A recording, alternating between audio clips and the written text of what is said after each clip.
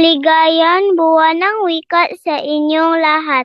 Ako po si Shayanang Aika si Aglana mula sa ikalawang baitang ng Santa Catalina ng Genoa. Ako'y magbabahagi ng isang maikling tula na pinamagatang Ang Ibon sa Langit. Ang ibon sa langit. Ibon ay lumilipad sa ulap.